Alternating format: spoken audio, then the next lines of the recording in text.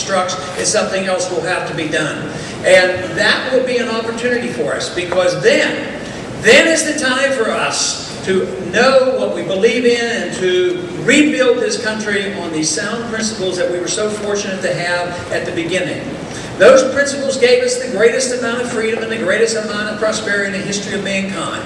But for quite a few years, and it's probably close to 100 years, there's been a steady erosion of those liberties and a steady erosion of our wealth. So when this comes, the bankruptcy will have to be declared. The reason we're in such a mess in Washington, nothing happens, and in a way that's good, because they're starting to recognize that they can't spend perpetually. They don't know that yet. They're still arguing how to spend the money. They haven't yet heard our message that the end is here, that you have to quit. That's right.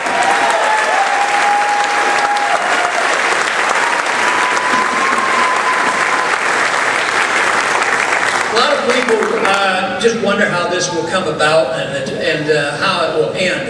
I think it will end not so much that we will end up with the right number of people in Congress and will pass better legislation. It will end with a failure of the state, the failure of the government. And we do talk a lot about secession and interposition and nullification, and these are worthy subjects to talk about. But I think when the bankruptcy comes, when the money fails, and when government fails, and we're in the midst of the failure of government, when it becomes evident, the federal government will become very much less relevant, because they can't buy everybody and say, we will give you this, and if you don't do what we tell you, we're going to take it away. They won't have the wherewithal to bribe the people and hold the people in check. The big problem, of course, is they will still have a lot of guns. And the founders were quite accurate when they talked about the reason for the Second Amendment, and it wasn't for rabbit hunting. That's right.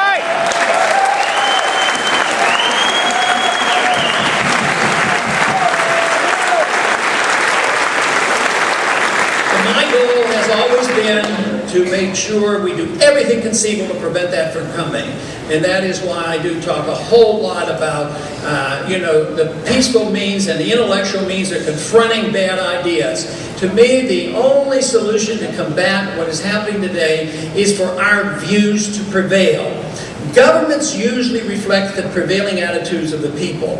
So when the attitude of the people is that they accept, because they have been brainwashed with Keynesian economics, and they have accepted the idea that governments just have stuff and they can pass it out, they support the government.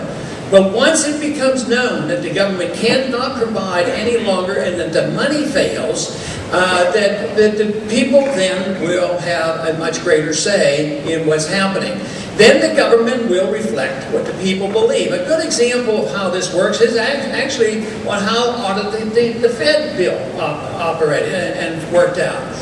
They never were convinced that the Fed needed auditing. They weren't persuaded by my arguments. I've been arguing for 30 years and I couldn't get them to listen. But they're listening to the people because that message got out when the economic crisis hit. They've heard about the TARP funds and the corruption, and all of a sudden a few of us got the information out. Do you know what? If you think the TARP fund corruption is bad, you ought to find out what the Fed has been doing.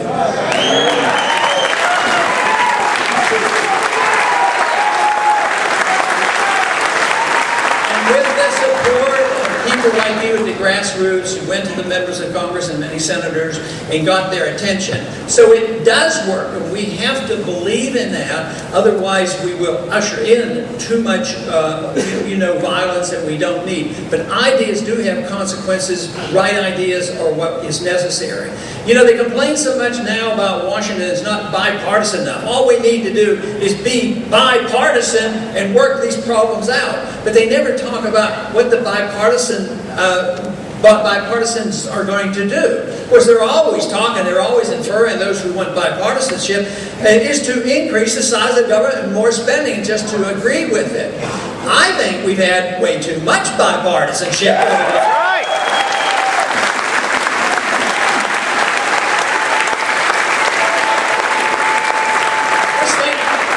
Just think of how much happens for our country, and it doesn't happen because of one party. The bipartisanship has been overwhelming when it endorses Keynesian economics, and that's been around since the Depression. The Keynesian economic system, likes the Federal Reserve. They like inflation. They like spending. They like deficits. And if you get into trouble, they like spending. They like deficits, and they like inflating. And they think they can do it forever. But that's ingrained in the system, and it's been a bipartisan cooperation that has done that. What is nonpartisan or one party about our foreign policy? Only at the time of elections you hear a little bit of dissent. Like in the year 2000, the Republican Party candidate was arguing that, we want a humble foreign policy. We don't want to be in nation building. We don't want to be the policeman of the world. And that helped them get elected. Yeah, and look what has happened. Then along comes the last election, and the candidate that won, and the person in the office today, he said, we're going to bring peace to the area. And he was the peace candidate, and what has he done? Well, we've expanded the war, sent more troops into Afghanistan. We started bombing Yemen, and we bomb Pakistan continuously. And quite frankly, I don't believe the troops are yet to come home from Iraq, because the policies haven't changed. They've been bipartisan. They're supported by both parties. They support the monetary system. They support the Federal Reserve. You would think maybe one party might take a position that we shouldn't have the federal government running our educational system. Remember, not too many years ago,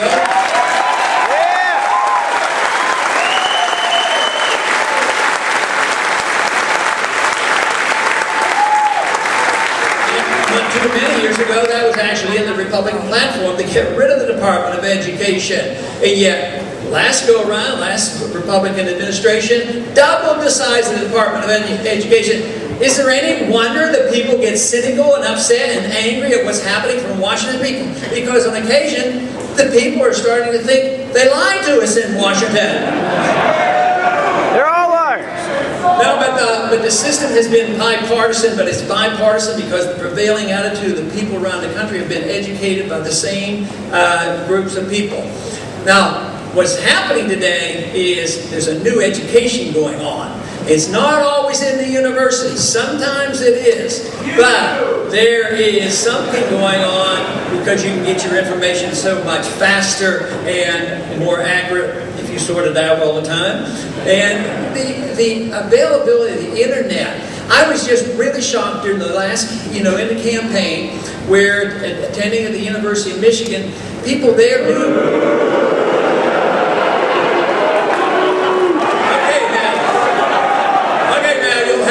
You'll have to undo them, because when the subject of money came up, they said, and the Fed, and they said it very loud.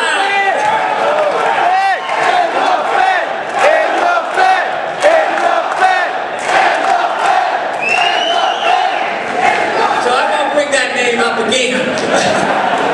But I will suggest that on occasion, talking to an audience like this, I've always been impressed when students and others recognize that there is a school of thought called the Austrian School of Economics.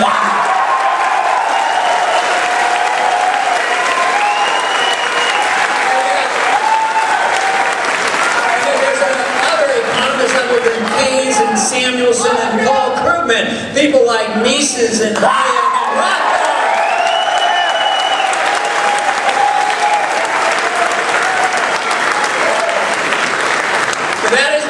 The inroads, that the intellectual climate has changed.